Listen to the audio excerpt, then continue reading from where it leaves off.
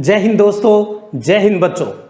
Hollywood की web series cold war era के पिछले भाग में आपने ये जाना भी 1945 से पहले विश्व परिदृश्य में कौन कौन सी घटनाएं हुई और उनका विश्व राजनीति के ऊपर, पूरे विश्व के ऊपर क्या प्रभाव पड़ा। अगर आपको याद हो 20वीं सदी की अगर प्रमुख घटना की अगर बात करूं तो आपने जाना था 1914 के अंदर प्रथम विश्व युद्ध प्रारंभ हुआ जो 1918 में खत्म हुआ था। 1914 से स्टार्ट होकर 1918 में प्रथम विश्व युद्ध है वो समाप्त हो गया था। उसके 20 साल बाद 1939 1 सितंबर 1939 को द्वितीय विश्व युद्ध शुरू हो जाता है जो कि 1945 में खत्म होता है। यह द्वितीय विश्व युद्ध किन के बीच हुआ? यह हुआ मित्र राष्ट्र और धुरी राष्ट्र के बीच में। धुरी राष्ट्र वो जो कि युद्ध के केंद्र में थे, यानी जिन्होंने इस युद्ध को प्रारंभ किया, जो युद्ध के केंद्र में थे, उन्हें धुरी राष्ट्र कहा। इसमें जर्मनी का साथ दिया इटली और जापान ने। तो इटली, जर्मनी और जापान ये धुरी राष्ट्र थे जो दुनिया को जीतने के लिए निकले थे। इनको रोकने के लिए, धुरी राष्ट्रों को रोकने के लिए जो चार बड़े देश यूएसएसआर यानी सोवियत संघ, ब्रिटेन, फ्रांस और अमेरिका का जो गुट बना उसे कहा गया मित्र राष्ट्र। तो धुरी राष्ट्र के खिलाफ कौन लड़ा? इनको रोकने के लिए मित्र राष्ट्र लड़े और इन्हें पराजित किया। सबसे पहले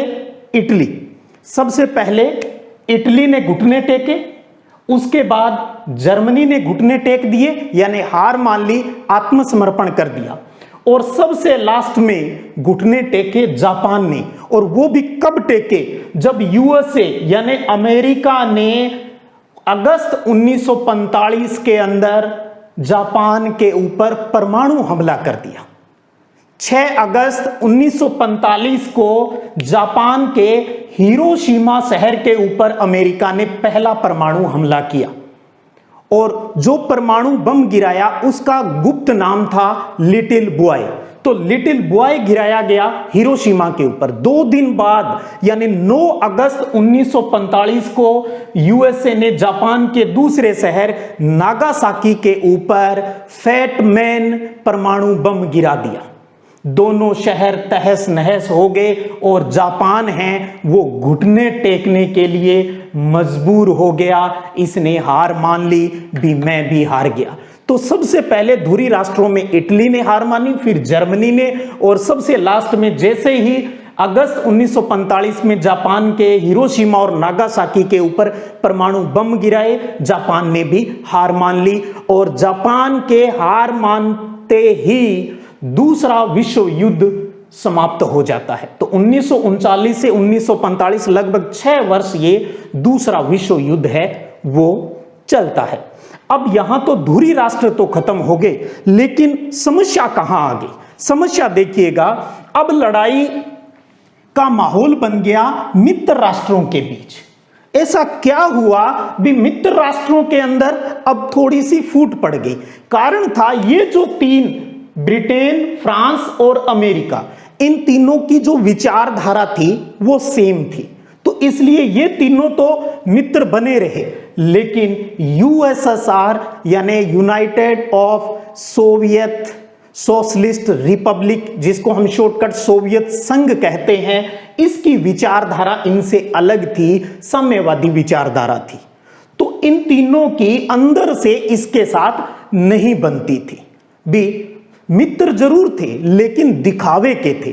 जैसा आपने सुना होगा ना भी, राजनीति में न तो कोई किसी का दोस्त होता न कोई रिश्तेदार होता, सब अपना उल्लू सीधा करने के लिए साथ आते हैं। तो अपना उल्लू सीधा करने के लिए ये चारों राष्ट्र मित्र राष्ट्र के रूप में साथ लड़े थे, लेकिन युद्ध समाप्ति के बाद में इनके बीच में भी संघर्ष है वो स्टार्ट हो गया। और संघर्ष स्टार्ट हुआ इन दोनों पक्षों के बीच में।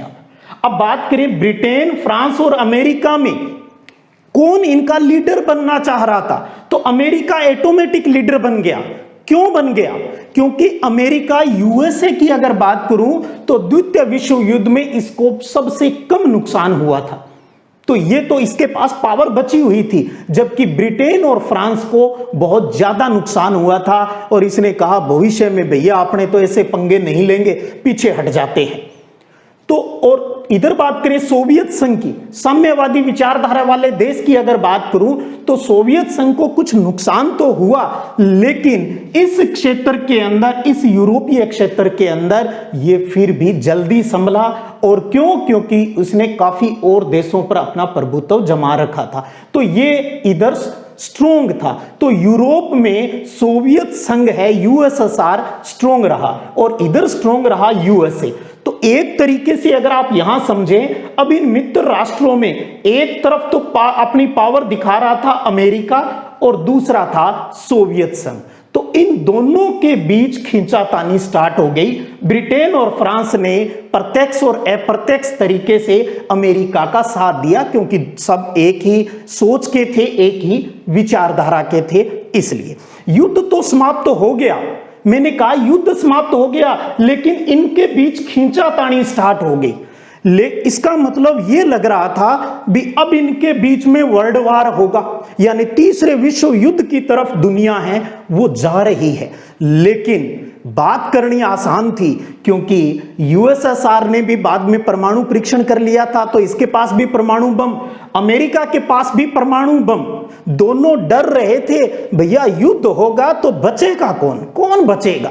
परमाणु बम अगर गिरेंगे, अगर थोड़ा बहुत अगर राजनीतिक लाभ हो जाएगा उसको छोड़े, अगर एक थोड़ा सा भी, क्योंकि यूं तो है नहीं एक साथ पूरा देश खत्म हो जाएगा, अगर एक हिस्से को खत्म कर दिया, अगर कुछ भी बच गया तो वो हमला कर देगा और हम भी फिनिश हो जाएंगे। तो कोई, दोनों ही डर रहे थे भैया सामने हथियार लेकर तो नहीं लड़ेंगे, हथियार लेकर लड़े तो भैया गड़बड़ हो जाएगा और सब फिनिश हो जाएगा। तो इनके बीच में क्या स्टार्ट हो गई? जुबानी लड़ाई। जैसे गांव में, घरों में आपने देखा पड़ोसियों के साथ, वो जुबानी लड़ाई, यहां पर वाक युद्ध जिसको कहते हैं, वो स्टार्ट हो गया।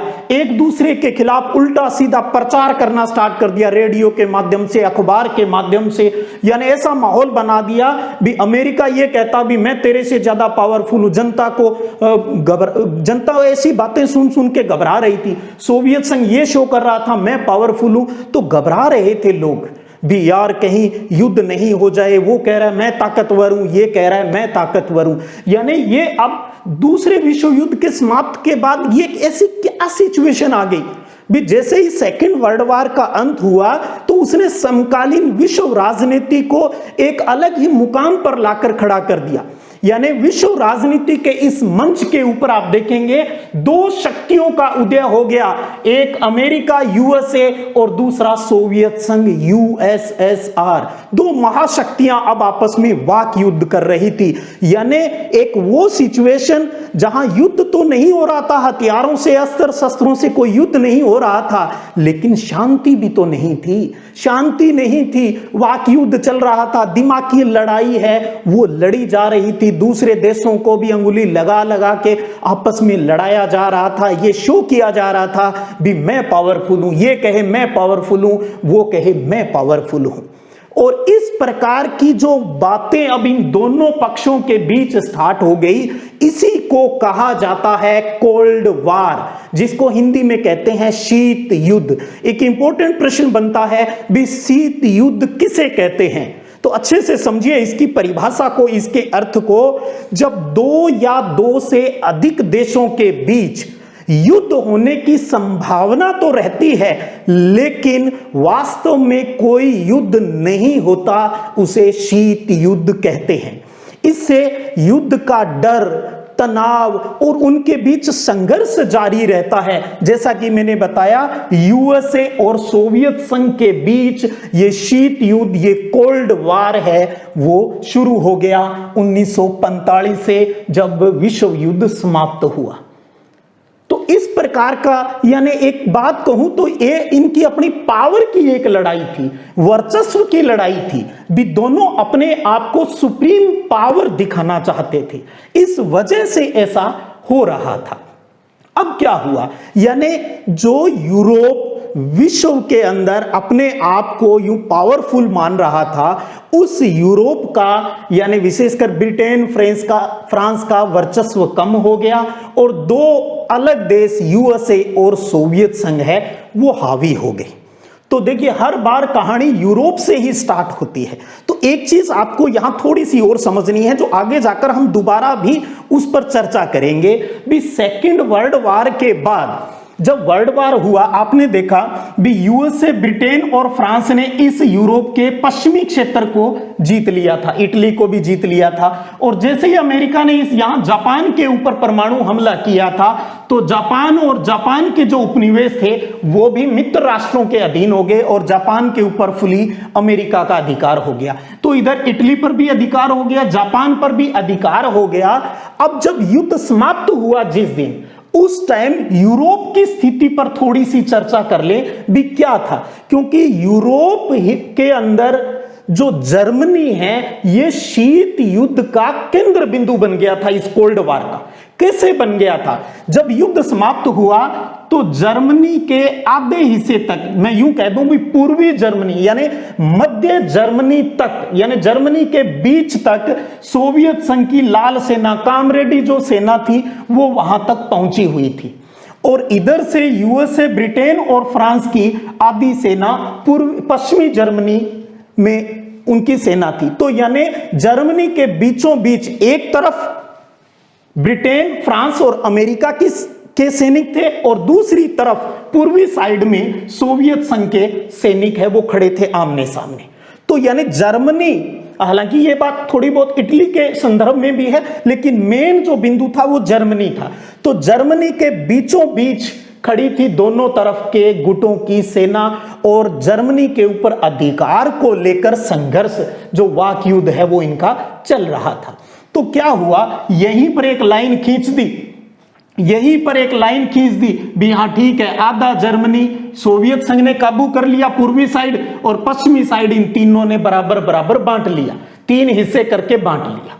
धीरे धीरे क्या हुआ, यहां समझौता नहीं हो पाया भी किसका होगा जर्मनी। देखिए जर्मनी हमेशा ही केंद्र में रहा है, चाहे फर्स्ट वर्ल्ड वॉर है वहां पर भी जर्मनी, सेकंड वर्ल्ड वॉर है वहां पर भी जर्मनी, और जब शीत युद्ध का दौर चला, शीत युद्ध के टाइम भी, और इसका कारण भी कौन बना, फिर जर्मनी बन गया। तो जर्मनी यूरोप का एक ऐसा देश है जो हमेशा हर युद्ध के अंदर, बड़े युद्ध के अंदर केंद्र में रहा है।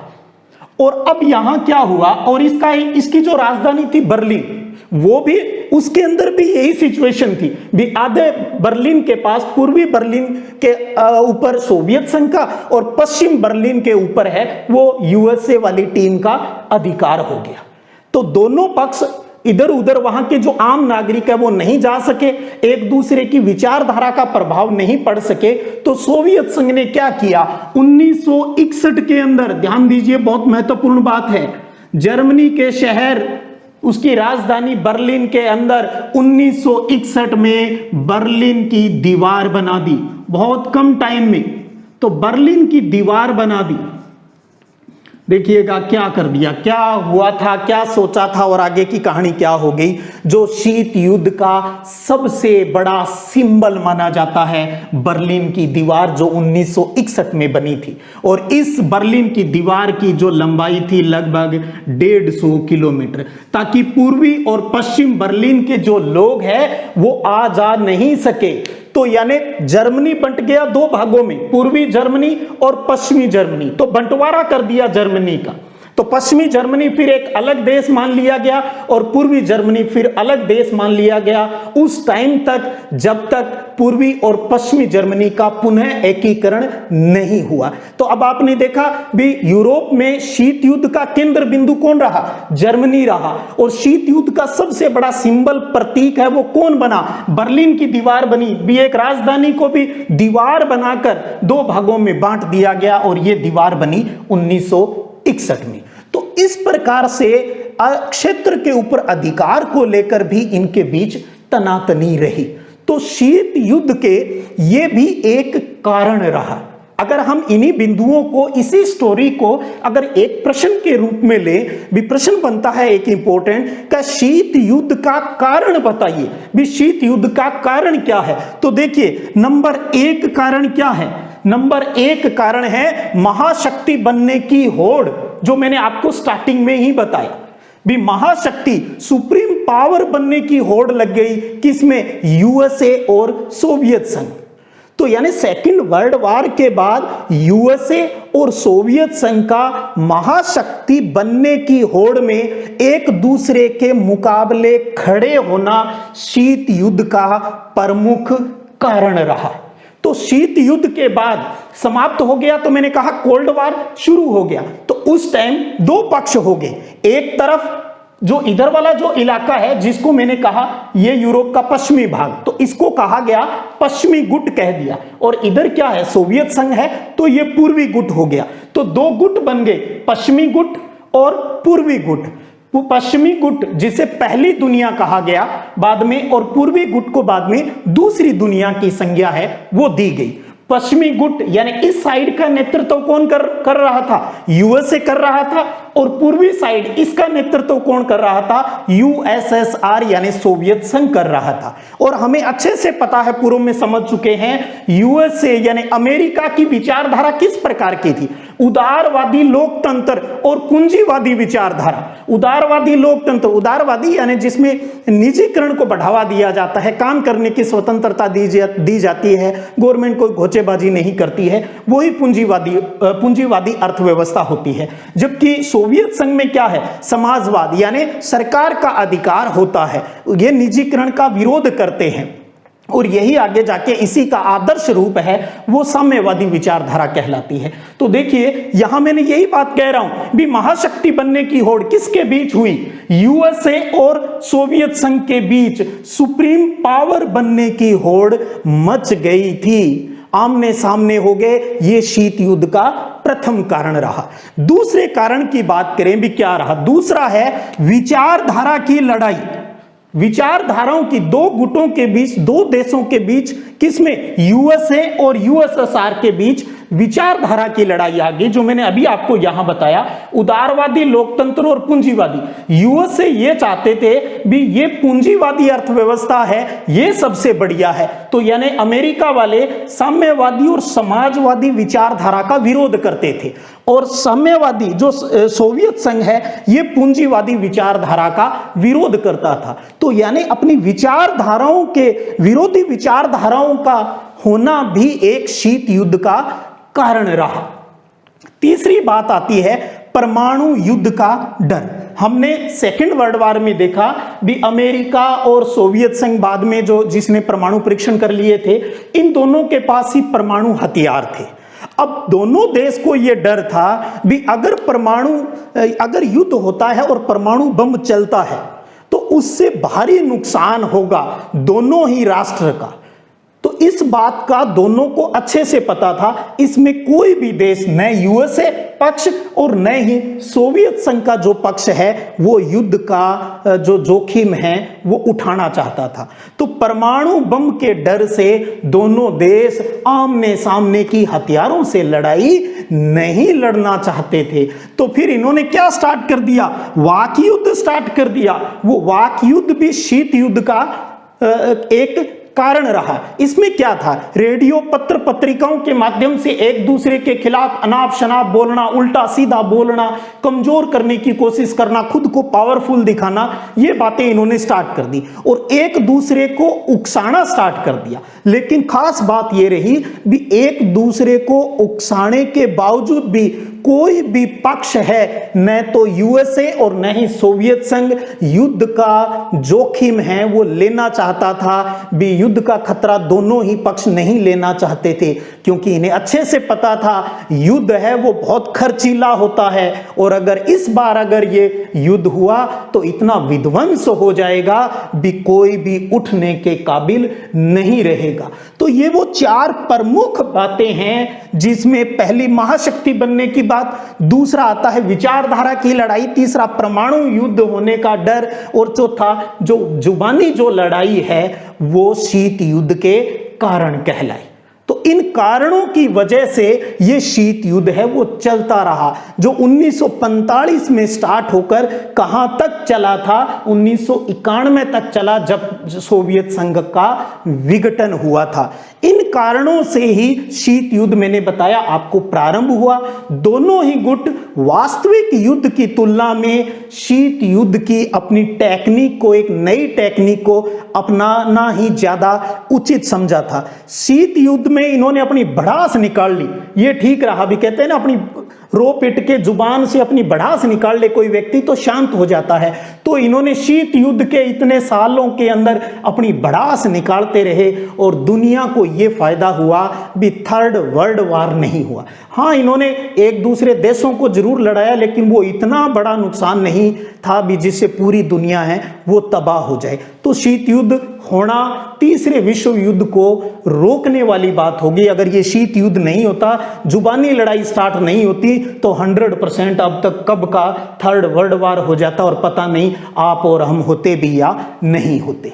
तो देखिए, आज आपने क्या समझा अब तक इसके अंतर्गत भी। ये कहानी जो आपके पाठ्यक्रम में है वो सारी बात आपको अच्छे से पता हो परीक्षा की दृष्टि से। फिर कौन से दो जो गुट बन गए, यूएसए और यूएसएसआर बना, इनकी विचारधारा कौन सी है, शीत युद्ध क्या है, शीत युद्ध का कारण है, इन बिंदुओं को आपको अच्छे से परीक्षा की दृष्टि से तैयार करना है। बर्लिन की दीवार कब बनी, 1961 में बनी, कितनी उसकी लंबाई थी, 150 किलोमीटर की है इनकी अपनी टोटल है वो लंबाई थी। और आपने एक चीज ये भी यहां समझ में आ गई होगी भी, जब अमेरिका, ब्रिटेन और फ्रांस ने जब पश्चिमी यूरोप पर अधिकार कर लिया था, तो इसका मतलब ये हो गया भी इनकी जो पूंजीवादी विचारधारा है वो पश्चिमी यूरोप के अंदर है वो शुरू हो गई। तो पश्चिमी यूरोप के देशों के ऊपर पूंजीवादी अर्थव्यवस्था है वो हावी रही। और पूर्वी यूरोप के जो देश थे, जैसे जर्मनी के दो भाग हो गए, तो एक हिस्सा किसके पास, सोवियत संघ, पूर्वी जर्मनी हो गया। पूर्वी जर्मनी के साथ ही यहां पर बात करें तो पोलैंड है इनके साथ ही, और इनके साथ ही चेकोस्लोवाकिया है, रोमानिया है, बुल्गारिया है, अल्बानिया है, युगोस्लाविया है।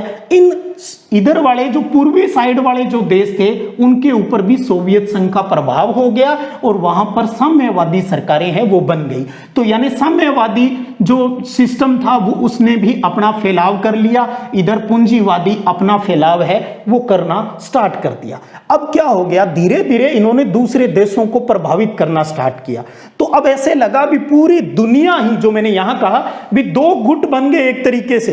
पहले तो इनके गुट बने, अब ये था भी ये दोनों गुट प्रभाव डालना चाह रहे थे दूसरे देशों के ऊपर, यानी अपना कुनबा बढ़ाना चाह रहे थे। तो इन्होंने दूसरे देशों को भी प्रभावित करना स्टार्ट किया। सोवियत संघ ने अपना प्रभाव डालने की कोशिश की और यूएसए ने अपना प्रभाव डालने की कोशिश की। तो अब आप समझ गए होंगे, क्योंकि बाद में सबसे लास्ट में ये अमेरिका जीता था तो इसलिए इसको पहली दुनिया कहा गया, और सोवियत संघ जिसका बाद में विघटन हुआ इसे दूसरी दुनिया कहा गया था। अब बात आती है, क्या और देश नहीं थे? ये भी थे, लैटिन अमेरिका भी था, अफ्रीका भी महाद्वीप था, ये एशिया महाद्वीप था। तो ये कहां गए? ये आपको पता है, मैंने फर्स्ट वेब सीरीज के पहले पार्ट में आपको अच्छे से बताया था। ये इनमें से अधिकांश देश है वो यूरोप के उपनिवेश थे, यूरोप वालों का इसके ऊपर अधिकार था। अब दूसरे विश्व युद्ध के बाद इनके आजाद होने का टाइम है वो शुरू होता है। फिर इस ये जो देश थे, एशिया महाद्वीप वाले, अफ्रीका वाले और लैटिन अमेरिका वाले, इन्होंने एक अलग ही अपना रास्ता बनाया, एक अपनी अलग ही दुनिया बसा ली जिसको कहा गया तीसरी दुनिया। तो तीसरी दुनिया में एशिया महाद्वीप के, अफ्रीका महाद्वीप और लैटिन अमेरिका के देशों की बात आती है। और इन्होंने ये न तो इस पहले गुट में शामिल हुए न दूसरे गुट में शामिल हुए, फिर तो ये इन्होंने अपना तीसरा गुट क्या बनाया, क्यों बनाया, किस उद्देश्य से बनाया, क्या दूसरे देश पहले और दूसरी दुनिया यानी पहले और दूसरे गुट में क्या शामिल हुए, अगर शामिल हुए तो क्यों हुए, उनको क्या फायदा था और इन दोनों गुटों को क्या फायदा होने वाला था दूसरे छोटे देशों के ऊपर प्रभाव जमाने का।